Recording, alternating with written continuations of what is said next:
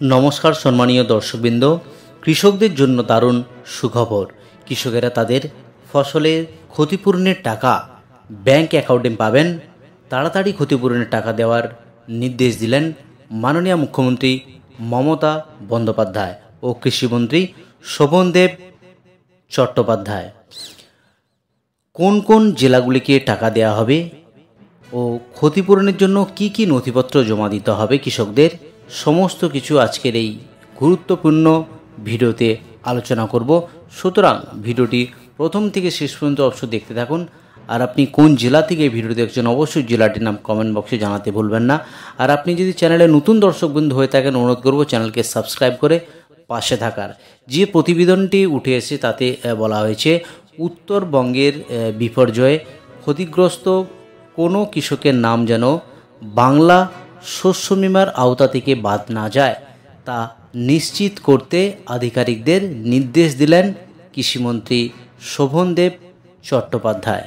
প্রয়োজনে বিপর্যস্ত এলাকার চাষিদের কাছে গিয়ে তাদের নাম তোলার পরামর্শ দিলেন তিনি।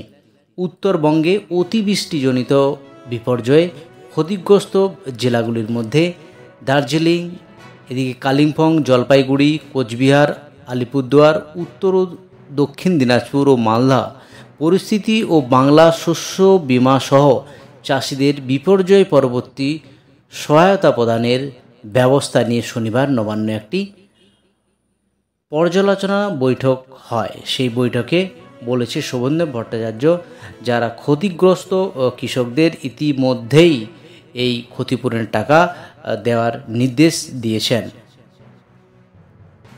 নবান্নে যে বৈঠক হয়েছিল তাতে উপস্থিত ছিলেন কৃষি ও পরিষদীয় বিষয়ক মন্ত্রী শোভনদেব চট্টোপাধ্যায়, কৃষি ও কৃষি বিপণন বিভাগের প্রধান সচিব ওঙ্কার সিং মিনা প্রমুখ। ভার্চুয়ালের মাধ্যমে অংশ নেয় জেলার পঞ্চায়েত মন্ত্রী সঙ্গে জেলার আধিকারিকগণ এতে উপস্থিত ছিলেন।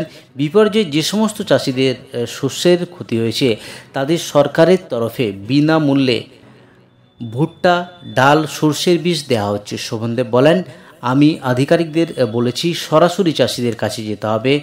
বাংলা শস্য বিমায় যাদের নাম অন্তর্ভুক্ত নেই তাদের নাম তুলতে হবে। ইতিমধ্যেই 42 লক্ষ চাষিদের নাম তোলা হয়েছে, বেশ কিছু লোক তাদের নাম এখনও তুলবে।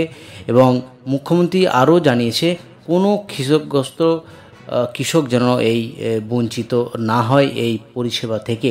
ইতিমধ্যেই মাননীয় মুখ্যমন্ত্রী ও কৃষিমন্ত্রী এই নির্দেশ দিয়ে জানিয়েছেন উত্তরবঙ্গের বিশেষ করে যে পার্বত্য জেলা দার্জিলিং, জলপাইগুড়ি, কালিম্পং, আলিপুরদুয়ার এবং কোচবিহার এবং 2 দিনাজপুর এবং মালদা পরিস্থিতি বিবেচনা করেই উত্তরবঙ্গে মাননীয় মুখ্যমন্ত্রী তার সফরে গিয়েছিলেন। সেই সফরের পরেই কিন্তু নবান্ন থেকে বৈঠক করে কৃষিমন্ত্রী সঙ্গে মাননীয় মুখ্যমন্ত্রী এই নির্দেশ দিয়েছেন যাতে খুব তাড়াতাড়ি কৃষকদের কাছে সেই ক্ষতিপূরণের টাকা অতি অবশ্যই পৌঁছে যায়। এদিকে দক্ষিণবঙ্গের যে উপকূলবর্তী জেলা যেমন পূর্ব মেদিনীপুর সঙ্গে রয়েছে দক্ষিণ 24 পরগনা, উত্তর 24 পরগনা, এখানেও যে প্রবল বৃষ্টির জেরে চাষিদের ক্ষতিগ্রস্ত হয়েছিল সেখানেও ফর্ম নেয়ার কাজ ইতিমধ্যেই শুরু হয়ে গেছে দক্ষিণবঙ্গের একাধিক জেলা জুড়ে। সেই জেলাগুলিকে চিহ্নিত করেছে জেলার আধিকারিক এবং কৃষি আধিকারিকরা। সেই পরামর্শ অনুযায়ী অতি দ্রুত সহকারে সেই ফর্ম জমা নেওয়ার কাজ চলছে দক্ষিণবঙ্গের বিভিন্ন জেলায়। তো এই আপডেটটি আপনাদের দেওয়ার ছিল। যদি আপনাদের এই আপডেটটি হেল্পফুল মনে হয় অবশ্যই চ্যানেলকে সাবস্ক্রাইব করে পাশে থাকবেন।